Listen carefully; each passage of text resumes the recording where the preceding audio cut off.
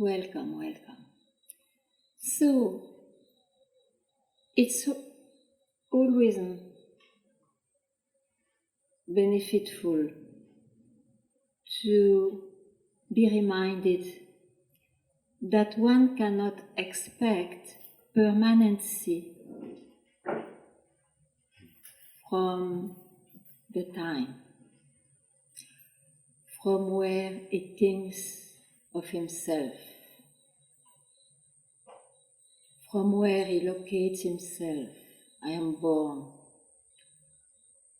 here in such a place. You cannot expect permanency. You see, the real nature, what is not describable, but what is common to all, is not found in time. The time rises from there and disappears there. So it includes the time. But the poor time cannot comprehend from where it comes, from where it rises. And what is time? Thoughts, feelings, senses, sense of, conceptualizations. All that is called the mind, vast mind, is where one identifies himself as a person.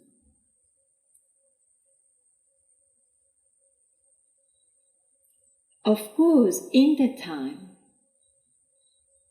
you may experience moments of pure love, pure joy, pure silence, which is like a glimpse into what is always there, always available for all beings. But generally it is due to a cause, to conditions, that to a giving up because of sudden, unexpected beauty, or because one is in love, or because one fulfills something that was very cherished to fulfill. So those moments are moments of giving up. And because it's caused in the mind, or due to a condition in the mind, the mind attributes it to an object, to a cause, and then it will be of the nature of the time, impermanent. And as those moments are looking so true, so impersonal, it's so attractive, one may want to repeat the cause of it. And it's an endless vicious circle. So in fact, we can know in the time experiences of that, I am that,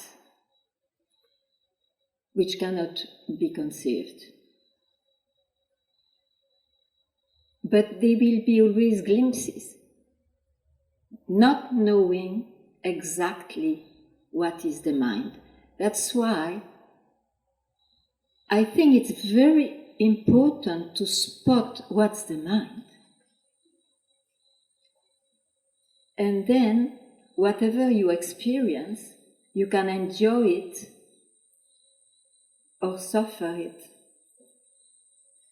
punctually, but you know very well there is no expectation that it will be always in the same way, because you know it's the mind.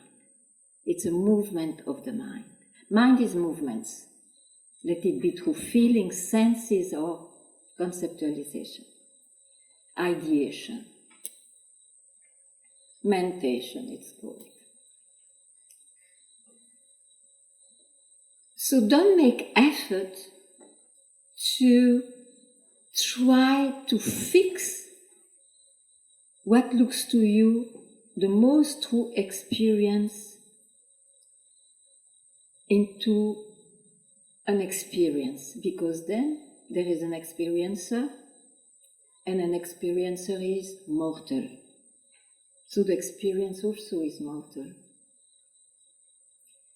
That's why you see this question, this self-inquiry, is an amazing tool. Or you understand it out of the blue, which can happen to a few, through grace, through what we don't know what it is, but so we call it grace. Or you hear some sentences which brings you back in total no mind, means not a state of no mind, but the mind here is not hooked at, and you have a sudden realization of what's going on. Or you inquire, who am I? Knowing that any answer, let it be in the body, let it be in the emotional heart, let it be in the head, no answer will do, because this unique subjective question brings you back to its source, from where the question rises. Means it doesn't expect an objective or a subjective answer, it just vanishes the questioner.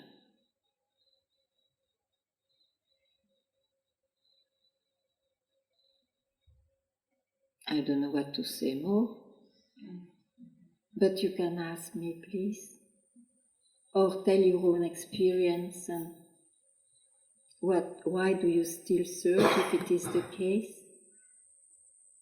That's satsang, no? Question, answer, and silence. But silence, which is the most precious,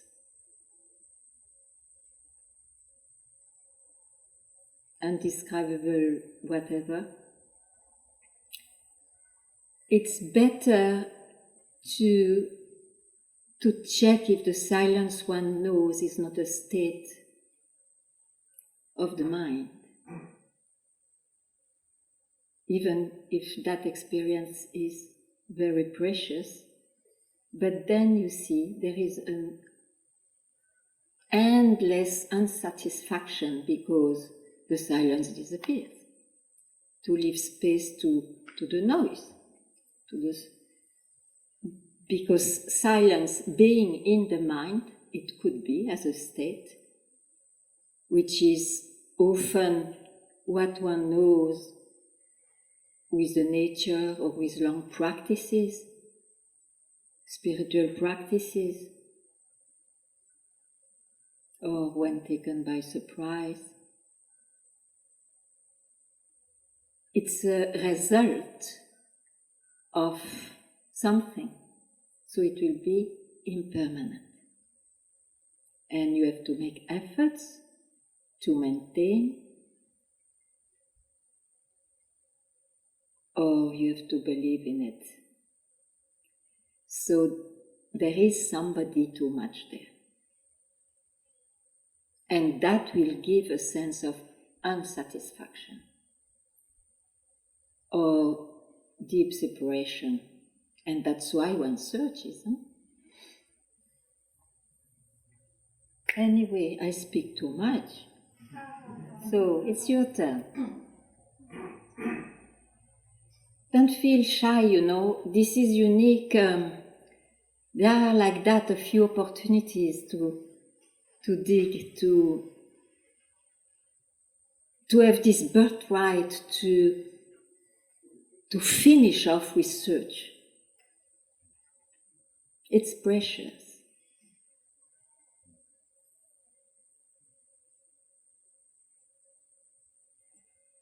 Yeah, please. Can I ask a question? Please. She used to talk about making effort, like pour more benzene on it, or clench your fist or something. Miss Agudata also talked about earnestness, and recently Carl Renz has been talking about earnestness too. So Honestness? Carl has also been talking about earnestness. Earnestness. Yeah.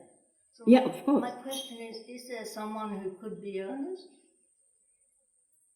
Look, you mean you have to make tremendous effort. I would say you need a tremendous desire to come out of this net or of this cage which you feel imprisoned you. You need tremendous desire for that.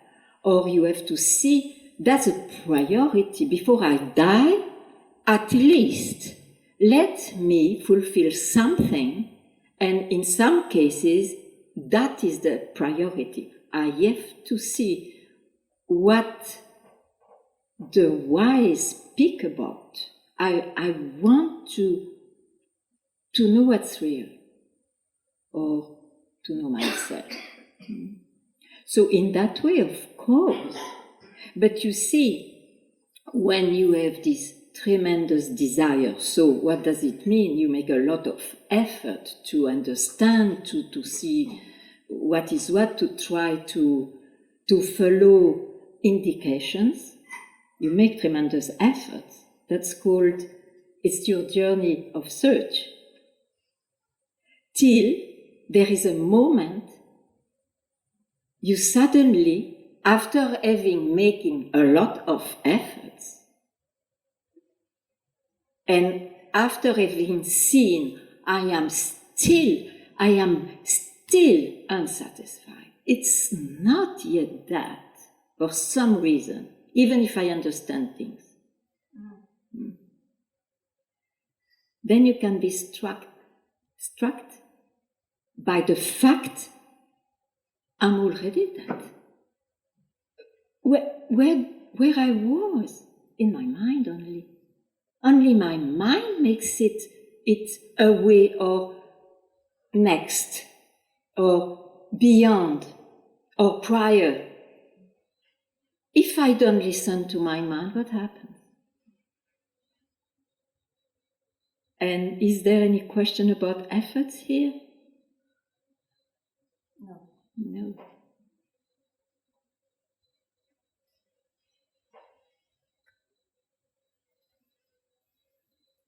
So, don't listen to your mind about this.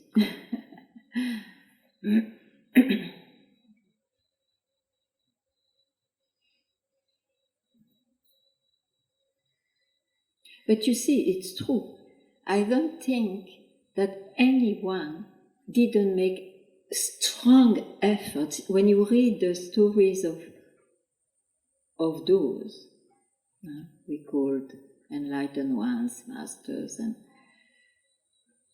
they have a tremendous background of trying. And it's when they give up, because they have seen it leads in the end, even if you had amazing experiences, but there is something still too much, because there is an experiencer. So they are so, or one can be so exhausted and despaired that it just gives up. And then there something may happen in the history of that one.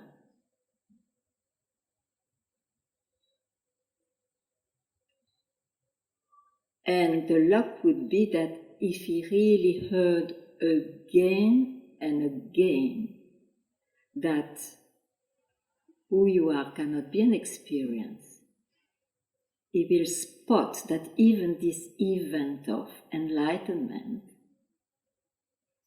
is not it, it's the mind, and then he's freed from the tyranny of the mind.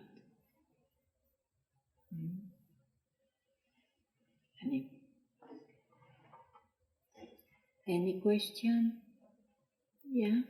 Oh, Ganga Mira, it's... Oh, sorry, I am drinking emptiness, but that's too much. I just... Yes, sorry. Yeah? It's more just to look at something and just, if you could just guide me a little bit.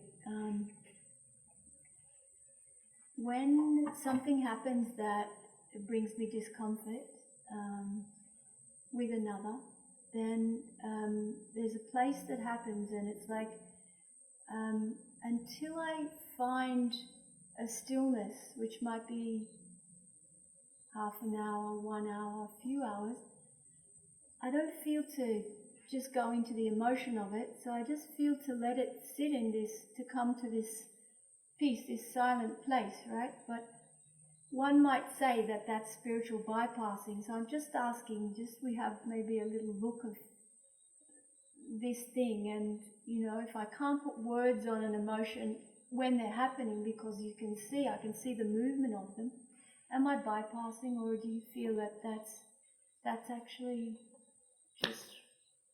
No, but you see, there must be a self-inquiry at some point. What means self-inquiry? Is to spot that there is still an experiencer. And then say, oh, it happens to me, and what do I mean? I feel it here, or I feel it there, or I feel it here. You see, you can locate where the movement abides. But then who knows that? Who is feeling that? And then you go into that direction of that question, and what happens then? It finds peace after it. It's too much to say, because again you make it an experience. Because the peace you speak about as a certain shape means, oh, no, I'm comfortable, or I am not disturbed, I don't suffer. But peace is much more than that. Peace includes everything. If you make peace only when you have those moments, those experiences of, oh, there is nothing there, I'm at peace, you will be in trouble, because it is still in the mind. It's the experiencer is seen in that, and the movement is seen in that. So that my question is, or my inquiry is like, I'm witnessing that. So I'm witnessing myself go into this discomfort, and then this, well, if I put words on it, then they're not true. Maybe 5 minutes later they're changing. So I'm just watching this. But don't watch anymore. Why should you watch? We are watching since millions of years. It's interesting. It is, it is the fascination of the creation. But if you want to realize what is common to all beings, which is your own nature, which is always there, that you believe in it or not, you have to, for once at least, don't watch anything. Don't be a witness. So when can we just hold it on that, like, can we just zoom into that part? Don't be a witness, don't be... So I'm in the movement, in the discomfort, and then it's almost you like... You see how you are fascinated. I'm asking for You will not stop by understanding. I am sure you asked this question 100 times. No. Ah, okay, first time. Okay. I tell you, it's not by understanding. It's good to be clear, and I will answer you. It's good to be clear in the mind. But it's not enough. It doesn't solve you I'm sorry for the big word, but it doesn't solve your metaphysical quest. Well, So, there's a feeling, okay, so let's say I arrive at this peace, and it can come faster, it can take a few hours, whatever it is, and then an expansion is felt. So you discard all that because you are feeding the experiencer. You are feeding, I feel, I am getting vast, I am getting more true. Imagine every description you give feeds the experiencer, the one you think you are, and then you go on changing about what you think of yourself, but the self-inquiry has not been yet done.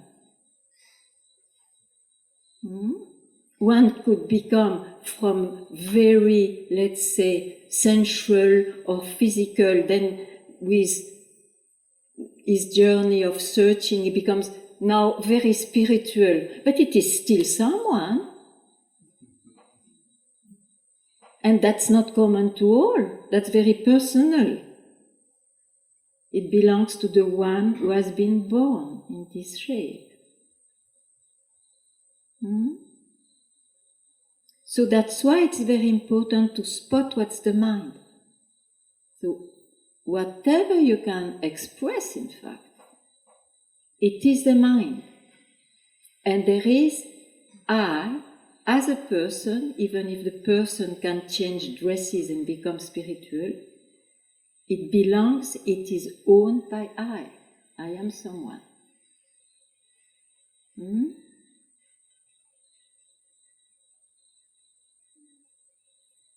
Who you really are is here. The moment you really can hear or see by whatever,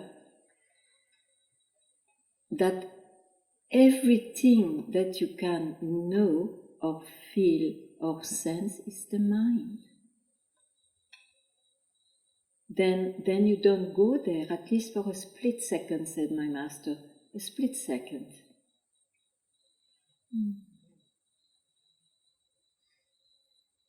And then when you know that trick, you see,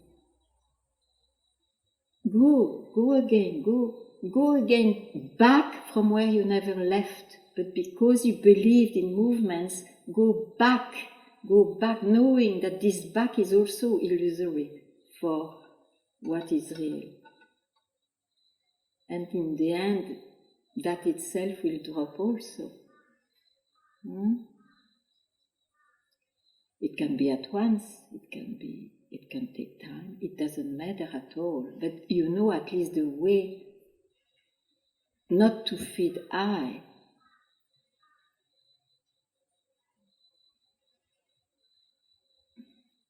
Okay? I'm somewhere, I'm here. That's all I can say. You are here. Okay, but what do you mean? You are here with your body. You are here, and as I am here then, but in the shape, in the bodies. When the wise say, who you are is always here, for example, they say often, here and now. But they don't mean the here and now of the time, because the here and now of the time includes, it has a shape. It gives you maybe a better life, but still, it's in the life. Still you will not know who you are.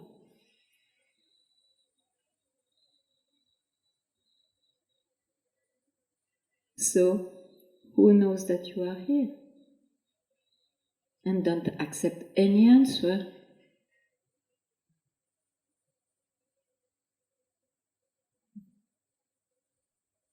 Or if an answer comes, know it. Oh, it's my mind. He wants to reply, he wants to own it. No. Not now. No. But that, you see, that determination has to be there. If you still want, oh, let me taste a little more, then taste a little more, till you are fed up. Because that cannot be imposed on someone. It's, you have to feel yourself. I have enough of experiences. I have enough. So let's see where it leads. If you still want to explore, explore. You will get fed up at some point. Anyway. So is that bypassing if we don't want to experience? Bypassing, I don't know well English. What does it mean? Escaping? Huh?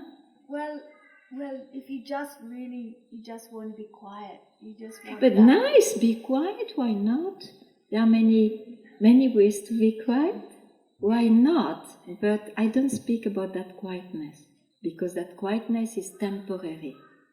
But be quiet, yes, it's beautiful too.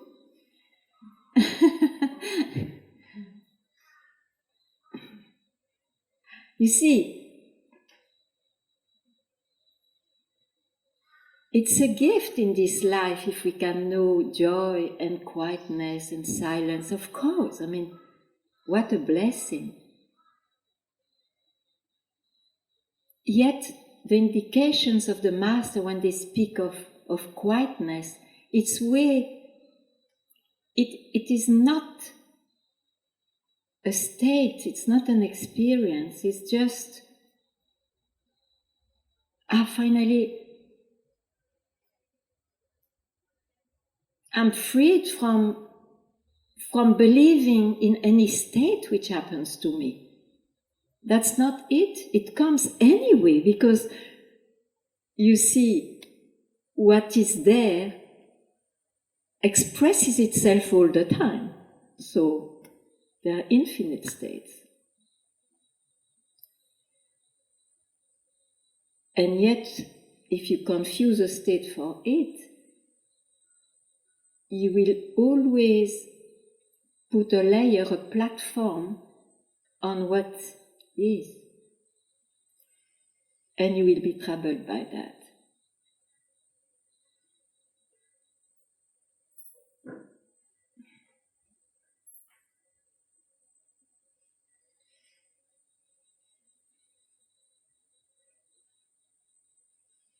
Yeah? Yeah.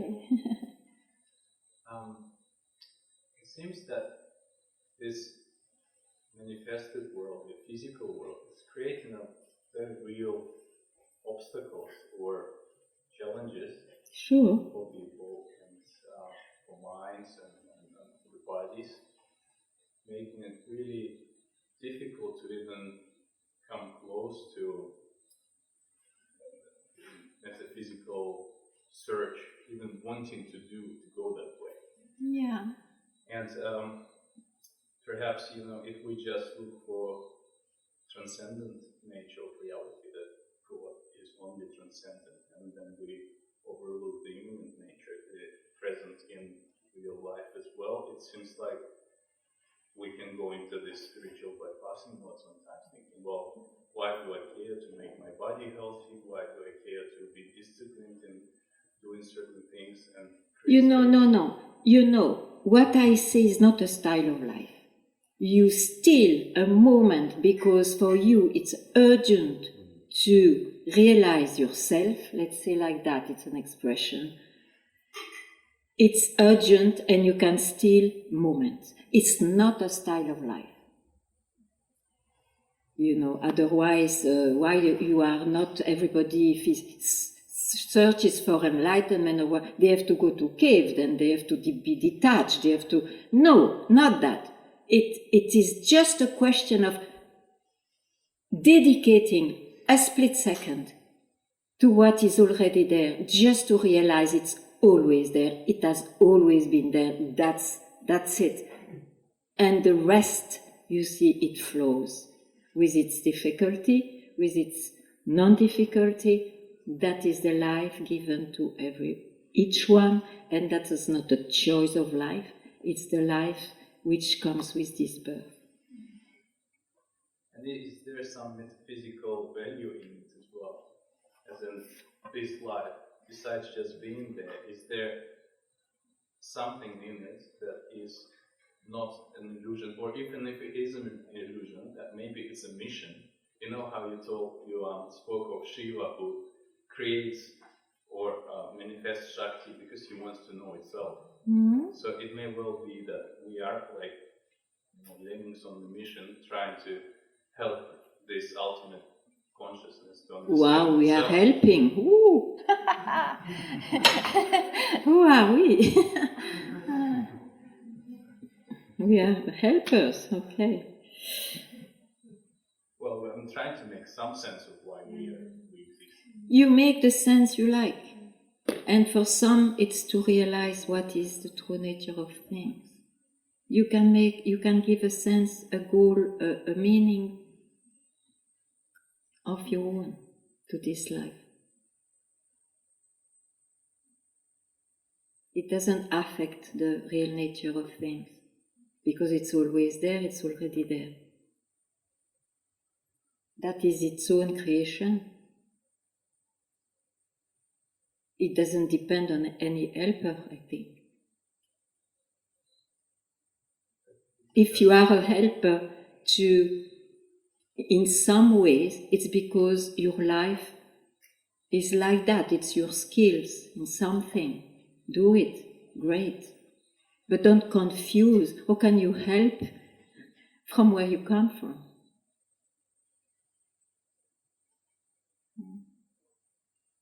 You can help in not interfering, means realize yourself.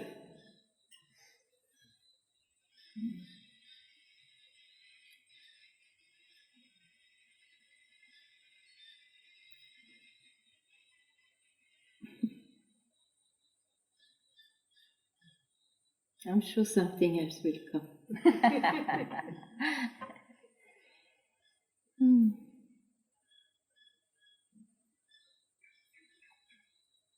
So, is there anything which troubles you in this search? Yes, please. I've been speaking for 40 years, but I'm having a lot of trouble with repressed rage in myself. Yeah. And it's coming in a way that feels virtually uncontrollable. Yeah. And I'm distressed. Yeah. And want to not hurt my loved ones, but the energy that comes through the frustration of whatever it is very real for me, and I would like advice or any. I cannot give you advice about that. No advice. Because myself, I know those things. But you see, I know that it's in the person, and a person relates with another person. It's like that. There is not a person alone. If there is a I, there is a you. And there everybody carries so much. That is the world of relationships. It's not my speciality. I am also well placed there. But what I know is that if you know yourself, and it's not in the knowledge, it's a self-knowledge in a way. Whatever happens in this life, you know, what can you expect from duality, you see? There will always be like, what do you call that, a pendulum. Joy, love between one another, and its terrible opposite, which is uncontrollable and all that. So you have this, at least, this wisdom not to feed it once you realize, oh, where I was. Oh, this samsara. We call it samsara when one is identified, you see. and then you give it up. It's just vigilant to watch. You cannot. Those things, especially fury and all those things, they come before you think what to do. You are not an example of peace and love.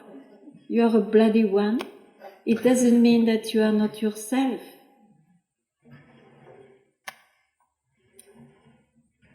What to do? You can try to work a bit on that, but I tell you, it's good for you, it's good for the others, probably, but it's always very relative success. And still the deep anxiety of the human being will never be touched, because you have not asked, but who has this experience? Who is this bloody I think I am? Where do you go when you ask this question? Do you go to your trouble of being always furious, enraged? Where do you go when you ask, who is enraged? Me, the person. Who am I? Where do you go when you say, when this I was being enraged? What is this I? Is there any I?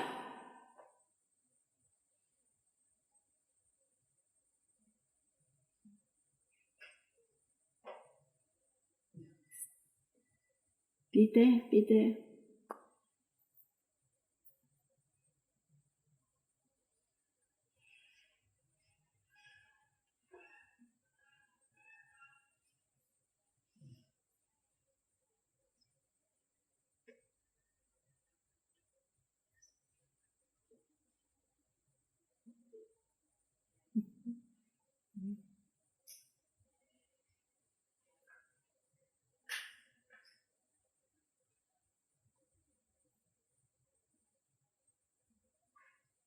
You see, in this world there are like nearly perfect sculptures, and there are many unfinished sculpture. If you went to self-inquiry before working your psychic, then you are an unfinished sculpture. But who cares about what's real? Everyone is that. Unfinished or beautifully polished. Everybody is that. Unfinished or polished is like you speak about the shape of this beautiful ring and all, and you forget it's gold.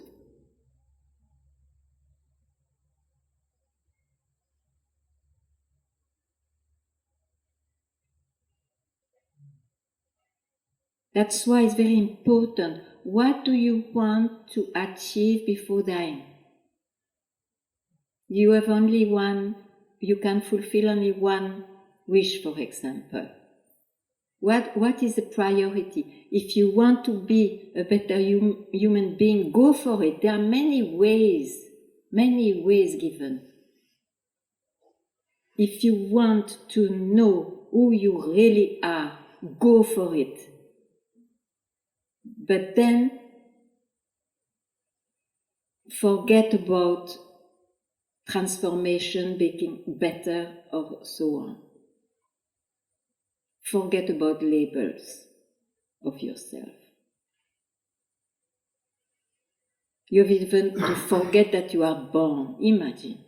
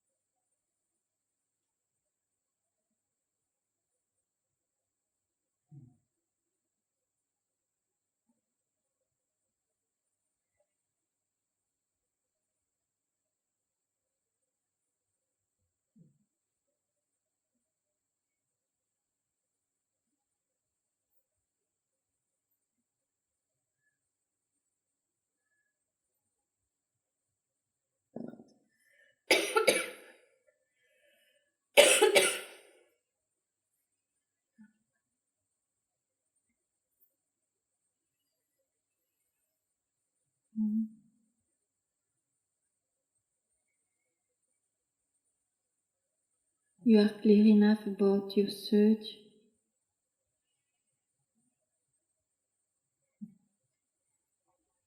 Yes, please. It's about connection and continuity. Then everything is impermanent and in that sense unreal. Like you said, that a thing as it transforms, it can be gold, and then next thing is just jewelry, and next thing you know it's rubbish.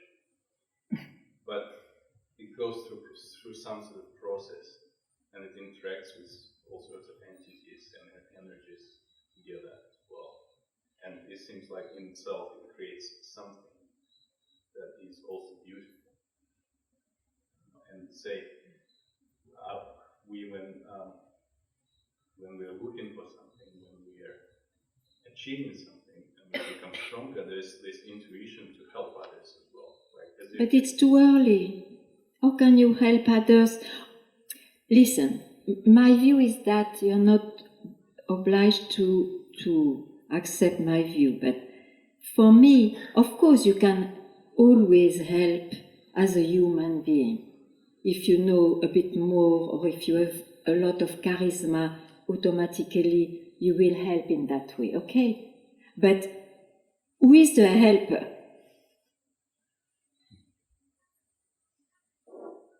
That's what I'm afraid of. Because if I question that, it kind of knocks out the base from being strong enough in doing it, and then perhaps not doing this because... And then what? If you listen, if you lose everything, and you are right, if you put this question, you lose quite a lot, isn't it? You have that intuition. You even lose yourself as a person. There is, yeah. Okay, listen. If your life is meant to help in a small scale or in a huge scale, it will be done without you questioning, shall I do it or not? It will be done the way it has to be done. And some don't do anything apparently, and yet it's perfect too. That is an act that you cannot control, that you cannot decide. It is born with this body. So take the risk.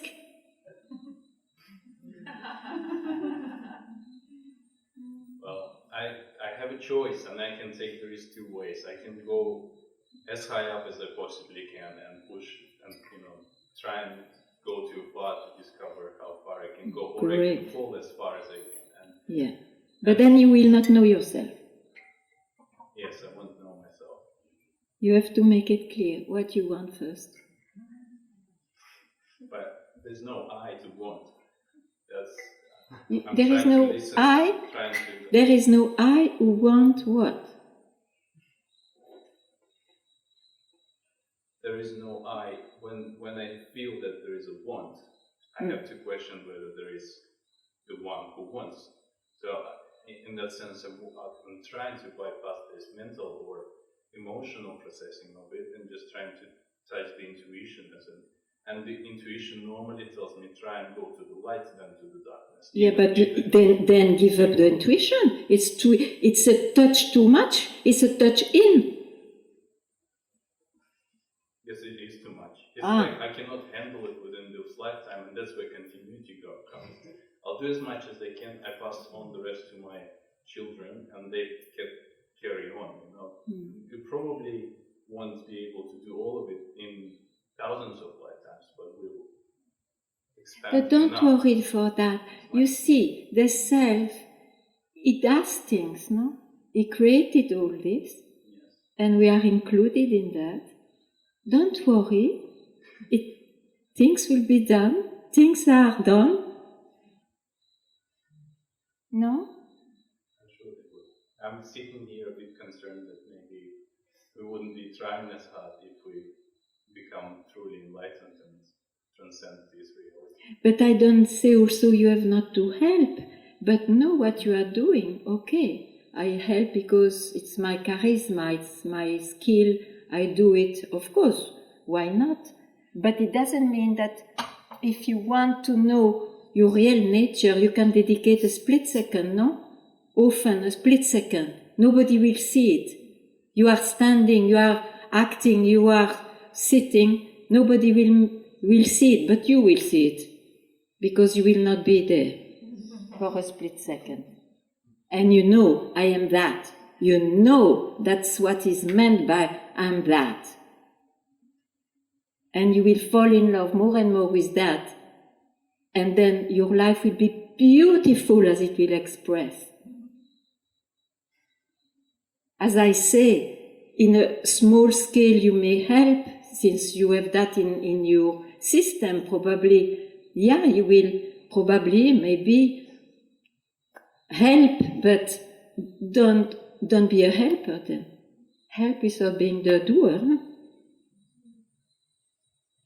And that's possible only when you know the real thing. You can do all at the same time.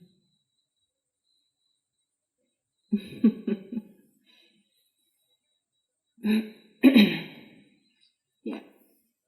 You mentioned previously about when a mind is telling you something to say no, right, to stop.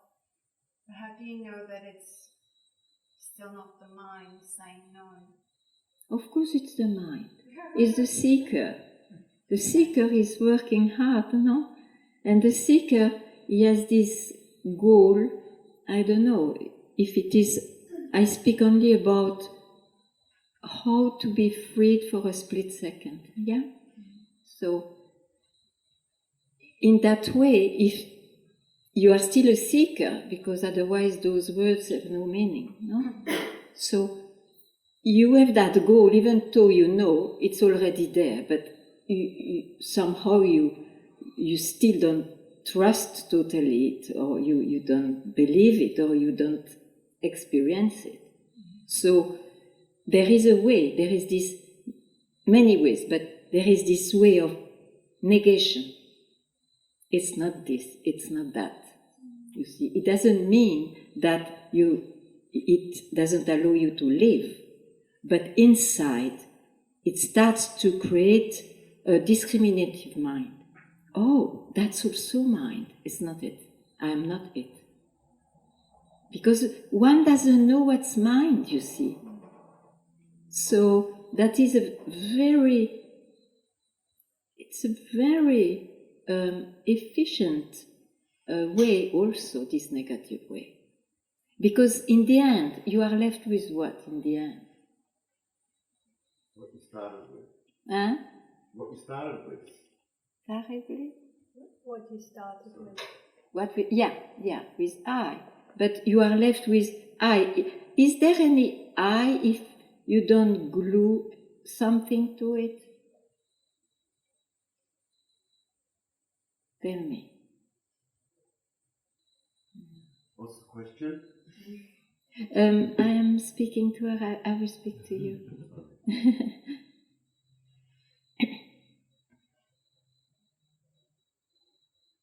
Can't go anywhere when it's only I. Yeah, so go back there, go back there, go back there, and also know that it's a very illusory to think to go back, but you were so identified in going away that it means also something. That will disappear on its own. Don't worry.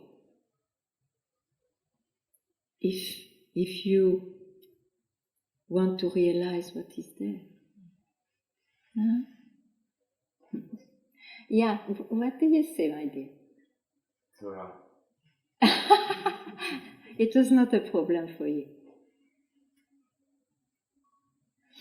Isn't the mind also divine? The mind divine?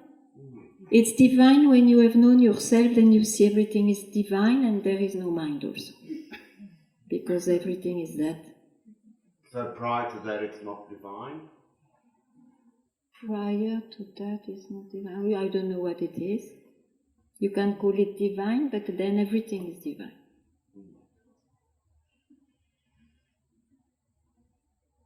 Nobody knows what it is.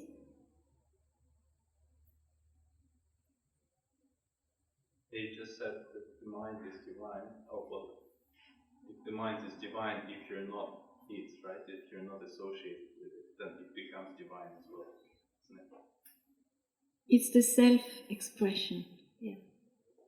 The self expresses this way. So there is no separation. And so in its own nature, if there is no separation, and if you're not just the mind, but it's just part of all of the existence, it is in itself divine, is it? Go there first, then we will see what you will say. It will not help you any answer about that. It will not help you. Yeah. So there is no teaching here. It's just, you see, you have to have guts to hear something, not to learn.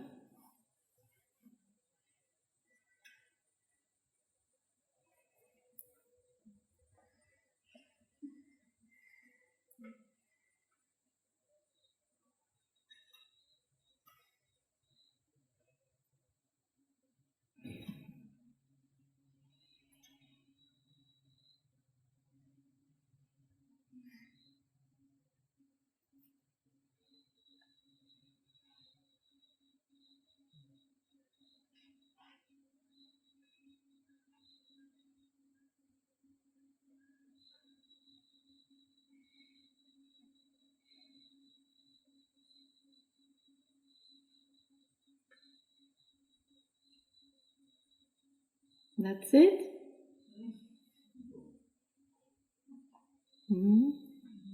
What you would like to ask?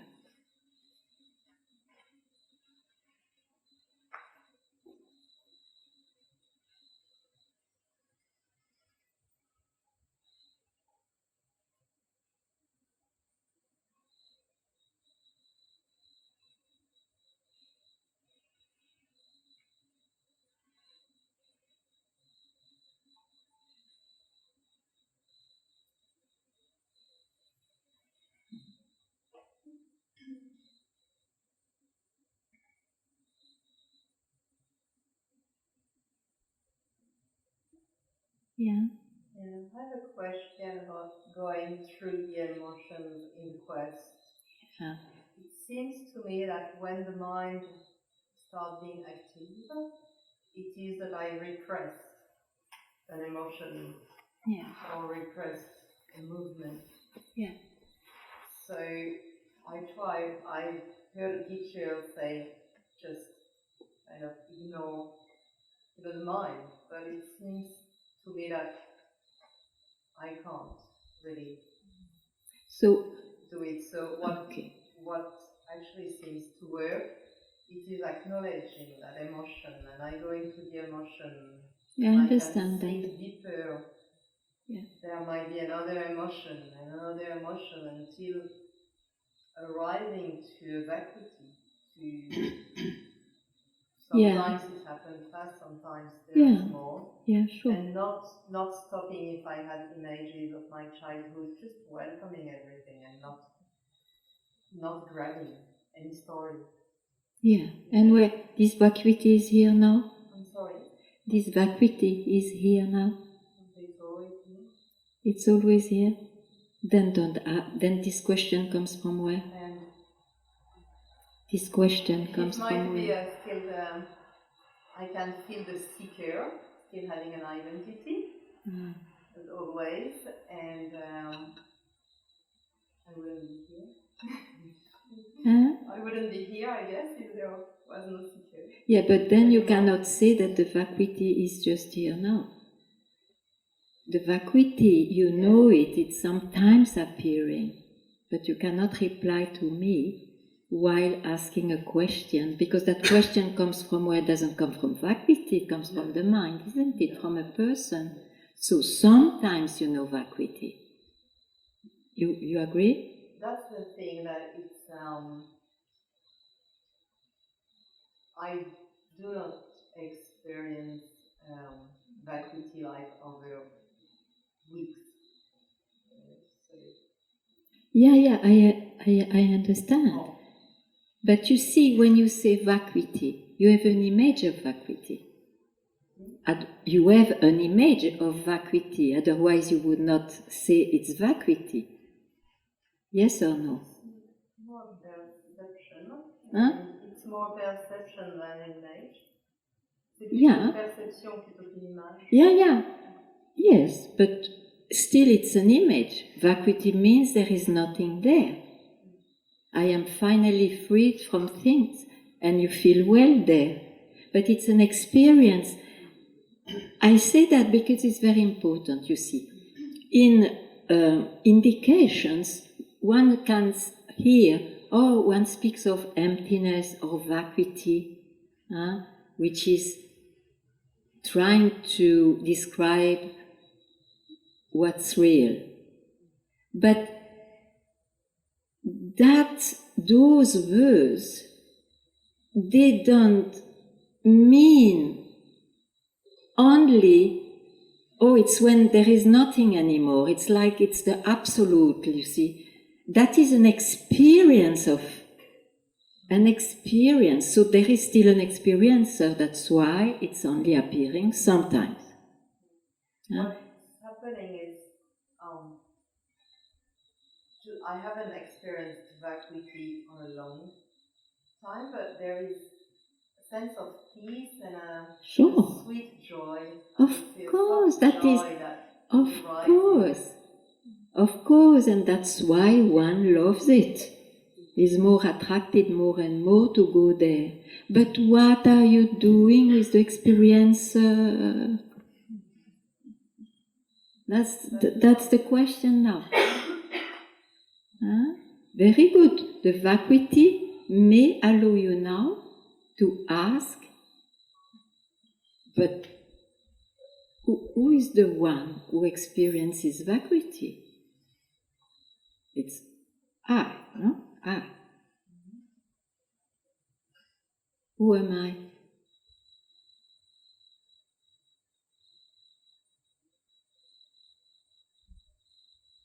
And there, if you say anything, it's emptiness, it's vacuity, it's the absolute, it's eternity, I is there. But don't say then, don't label anything. You are left in yourself and you don't label anything, otherwise you are tyrannized by the label. Everybody knows what it is. The trouble is that I want to own it. Or not own, but I experience it.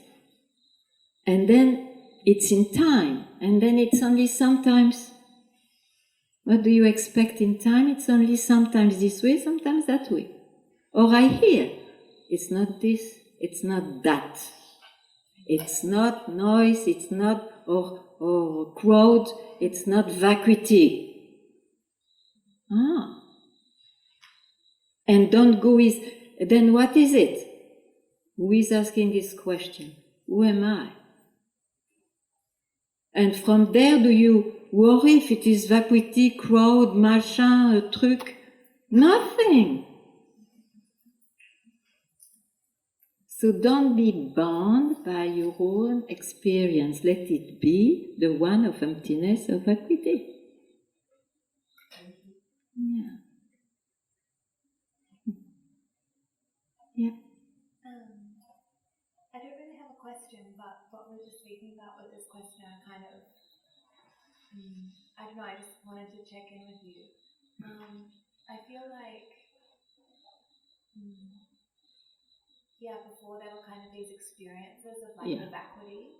Yeah. And I hadn't noticed that there was this kind of subtle expectation that the vacuity would just be like permanent. Yes. And that would be like the enlightened state or whatever. Yeah, sure. No, sure. So I hadn't noticed that was still like a belief that was being like hooked onto. Yeah.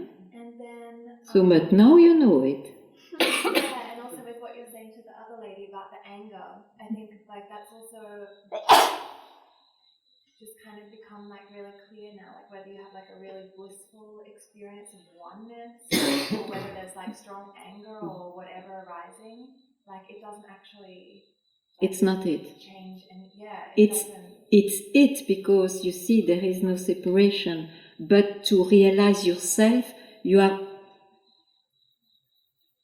it's good to say it's not it, not to confuse a state for it. Otherwise, you see, you limit, and then when you limit, you make a concept. Oh, vacuity is like this, it looks more true and more joyful, so it must be that. And then what? When it goes, then again, I lost it, I have to go back there, and and you are getting exhausted, and it's normal because it's in time. Time makes one exhausted till it dies. That was kind of happening, and now that just doesn't feel like. But now you know it. How lucky you are. Yeah. When it comes, welcome. When it goes, well gone. Yeah. But it's like. Yes. Yeah. Yeah. Right. Stay in that. Yes. And whatever experience can come, it's just an experience. It will never be like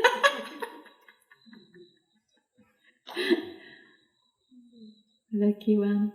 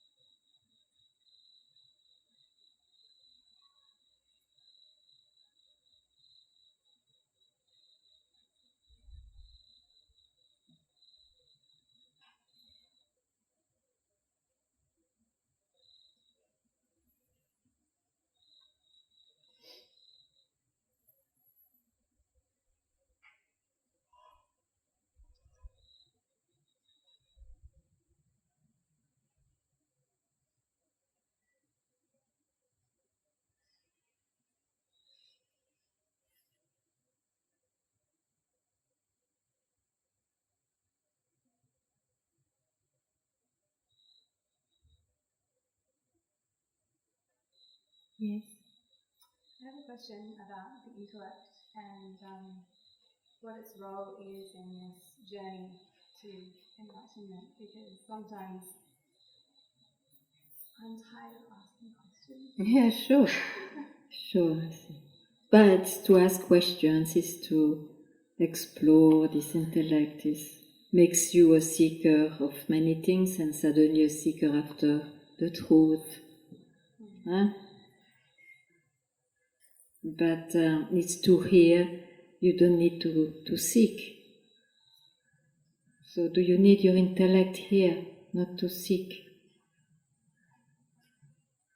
If you don't feed the seeking process, do you need your intellect?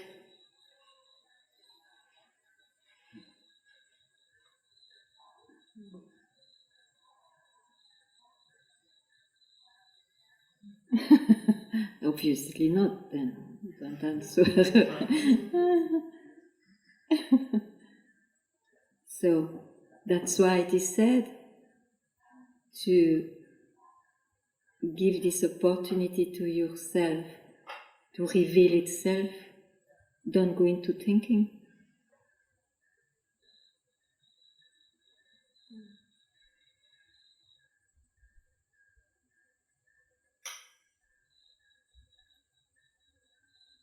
Thinking is very useful and great tool for the life. Not only that, but here, don't use your thinking power. It's arrogance. So this whole self-inquiry, this question of asking, who am I, what is I don't hear. So this whole inquiry, the self-inquiry of asking, who is that? Who am I? It stirs so much intellectual, it stirs my mind in such a way that sometimes... Yeah. So, if you are fed up with that, don't think. If you cannot do it, do self-inquiry.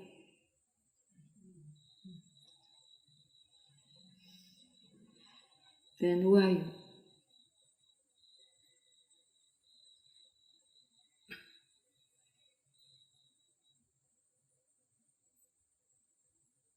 I am that which doesn't need to be touched by senses, feelings, and ideas.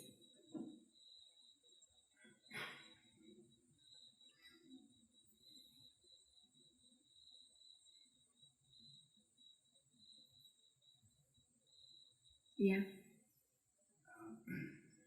I'm getting a bit hung up on being vigilant. That's sort of like become like grasping. And then I'm just then we said, ask who am I? So who is being vigilant? Yeah. And then I don't know, I think it's like I am, but does that mean I am that? I don't know. Okay. Yes. So, what means vigilance?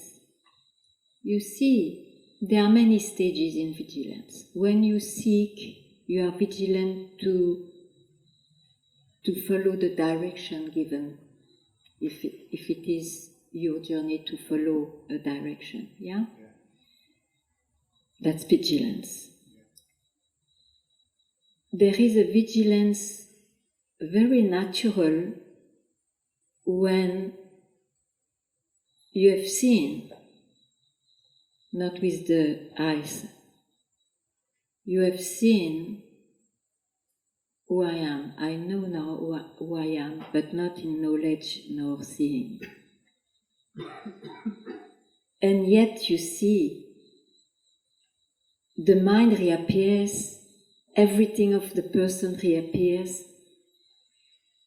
and you know it's so precious to know yourself.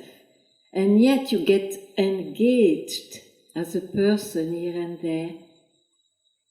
Then you have a love to naturally be vigilant. Oh, what am I doing? Okay, it's samsara, it's the person. And you just drop whatever was there as an engagement because you love it more, what is. But you see, you know also that who you are is never leaves you, is always there. So I would say this kind of vigilance is the love for it. Papaji said, be vigilant up to your last breath. And it's also so true because you are not in a fixed state. So it's a surrendered mind which is vigilant. It's no need to ask who is vigilant. It's for the love of it.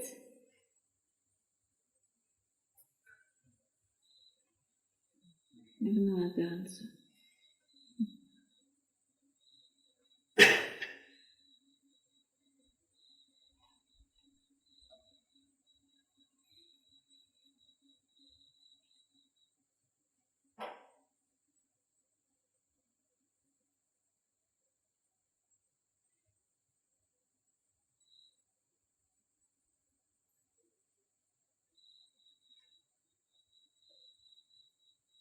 There are many stories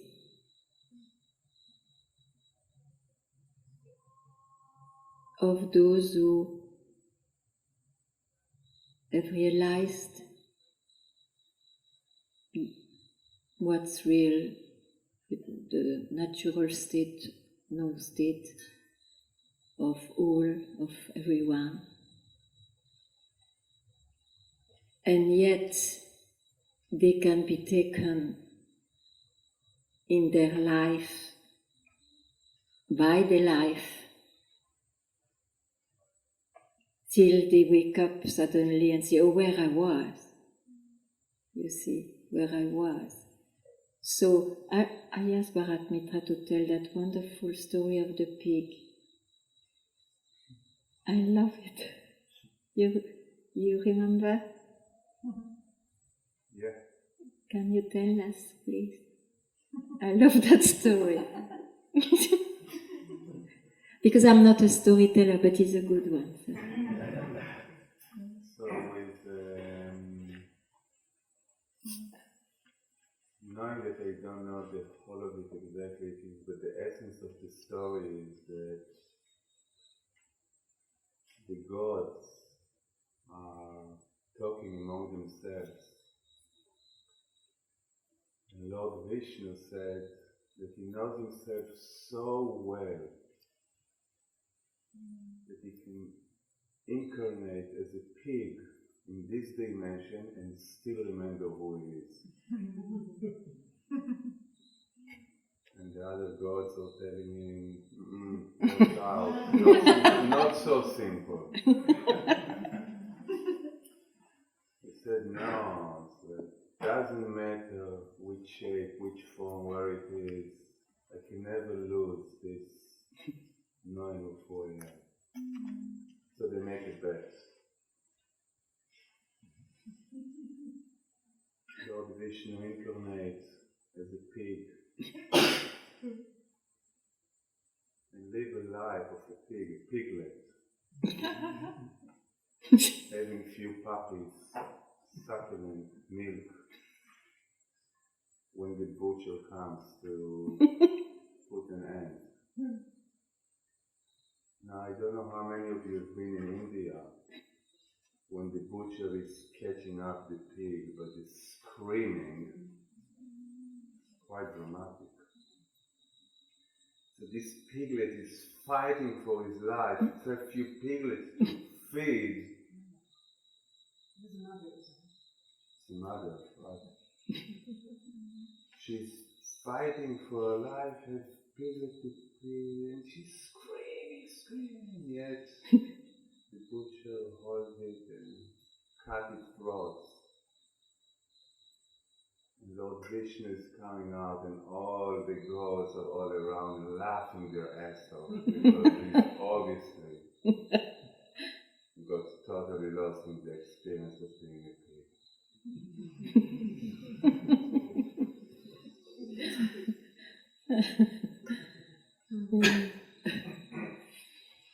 Thank you.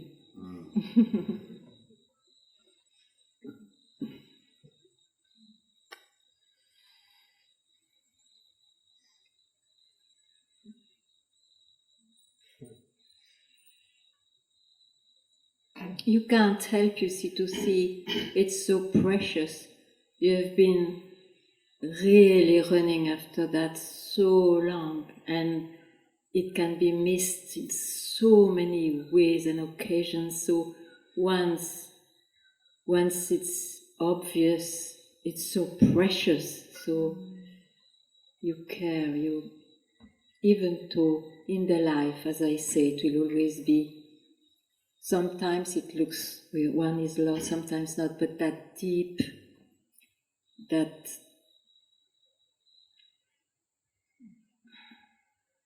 love, you fall in love, that love is there, which wakes one up, and then nothing happened. Nothing happened, actually. Yeah. It's difficult to speak about that.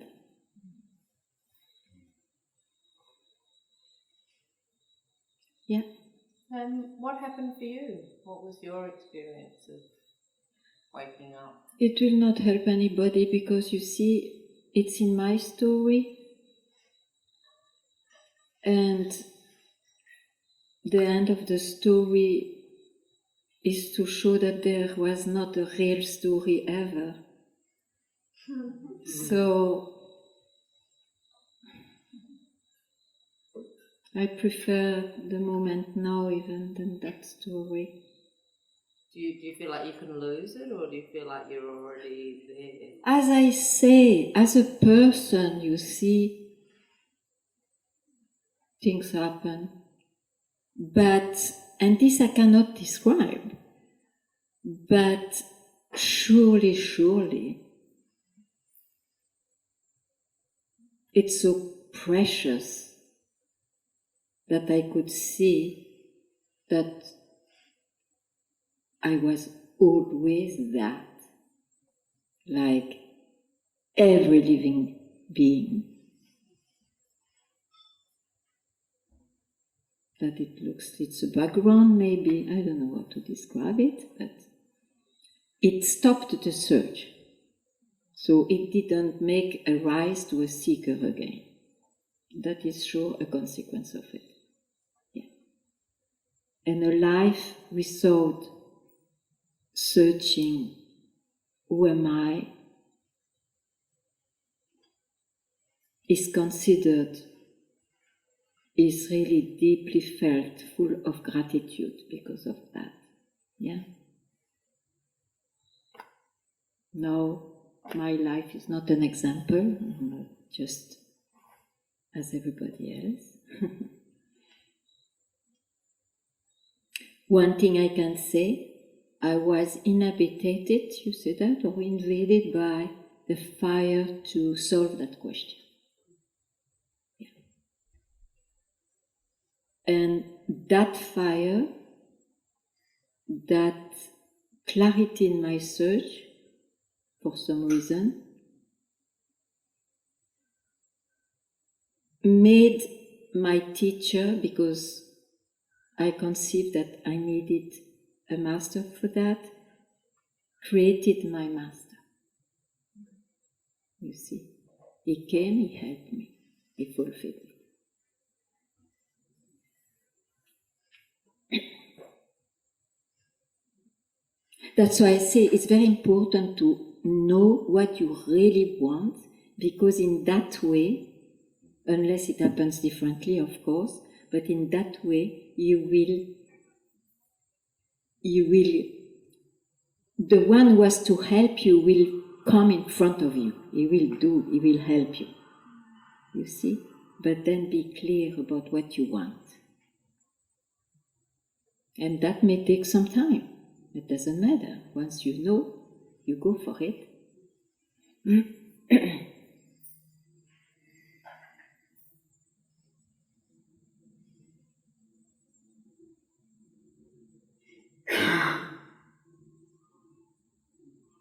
That's it? Mm-hmm. Yes, that's it.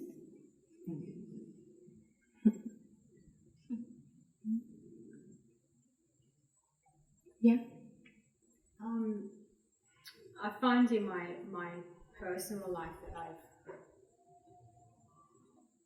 I've had experience, I have experienced daily of that gentle, soft boof, whether it's through dance or a moment of song, or in the ocean and just dissolving. Mm-hmm. And whether there are different layers and levels of that full expansion, who's to say? But moments of presence and sheer presence and beauty. And at the same time in my humanity, it's that yearning of coming to terms with my human existence and growing in that, and growing in that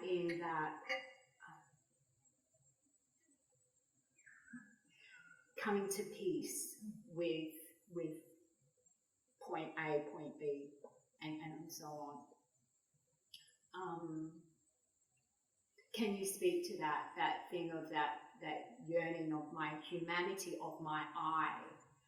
You see, I am happy you found your ways, but I will not speak about that. Sorry? I am happy you found your way, but I am not going to speak about that, because I don't believe in that. You don't believe in what? In whatever you say. Okay. But I respect your way. You see, if you found that this is what you cherish, go for it.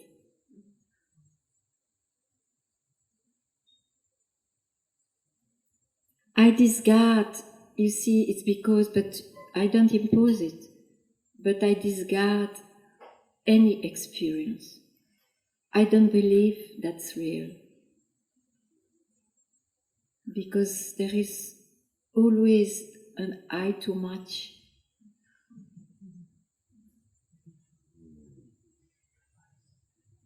And because there is I too much, it's not always there.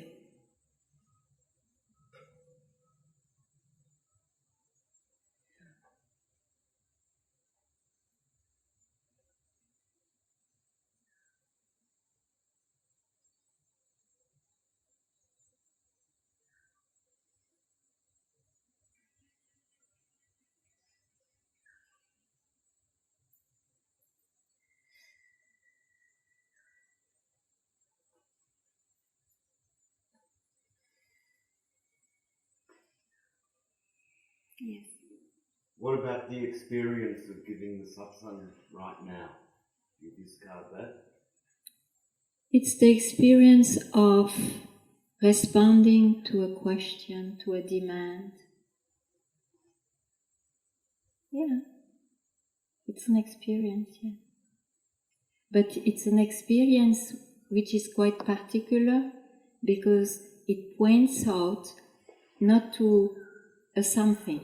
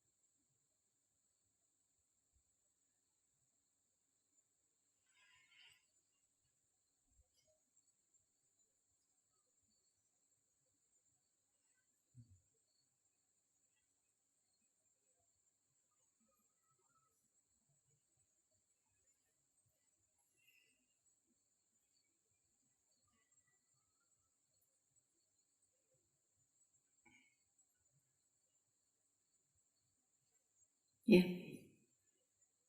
Yesterday after satsang, I went home and my friend held my hand because I was still confused. And she helped me. I just stopped following the thoughts. Yeah. And told me to go to bed. Yeah. And I could see though when I woke up how it's a compulsion to follow the thoughts. Yeah. It's a compulsion to Wonderful follow, that you see that. and to sort of and to try and figure it out. Yeah, yeah. It's wonderful you see Right. that. Yeah. Because you see, if you see it more and more automatically, you will see that I'm not what I see. I'm not the thought, in fact. And then at some point you may ask, but then who am I?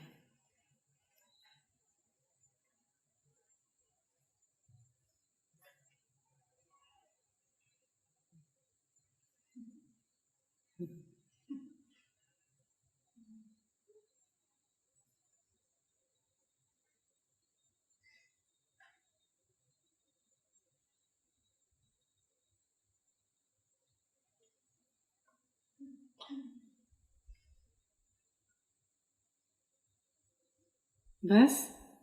No, not Bas.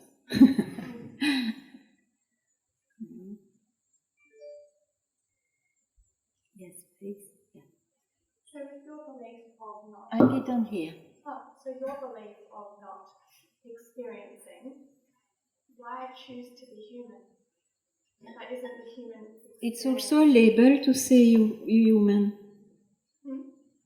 It's a label to say I am human. You speak then of a shape, of a body, of a certain look and so on. But if we have these beautiful abilities of feeling and emotion and mind, it feels like you're almost resisting these experiences.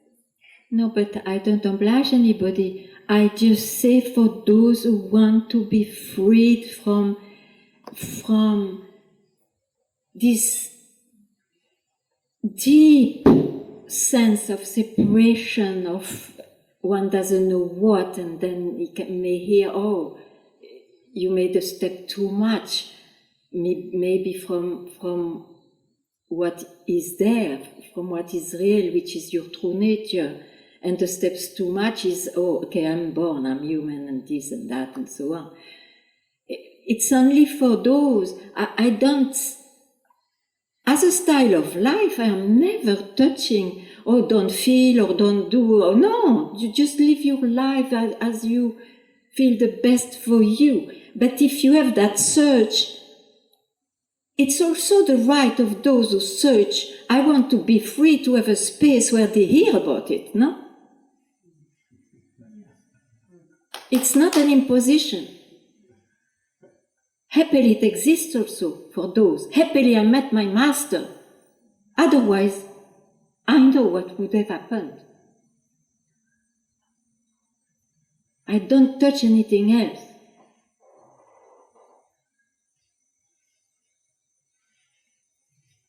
Yeah. Like beauty of music.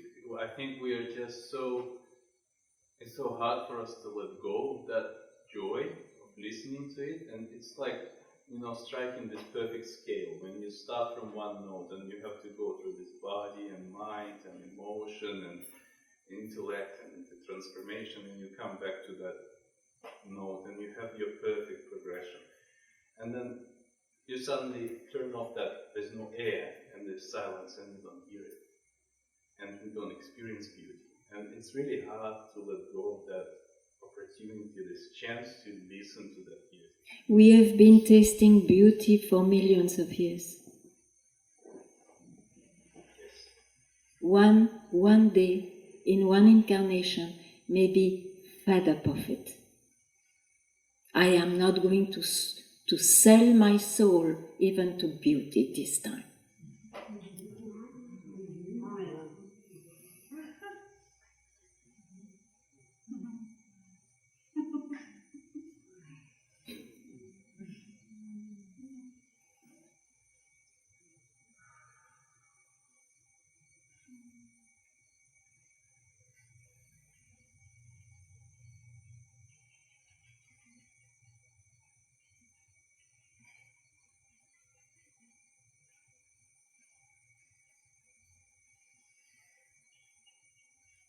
Thank you so much.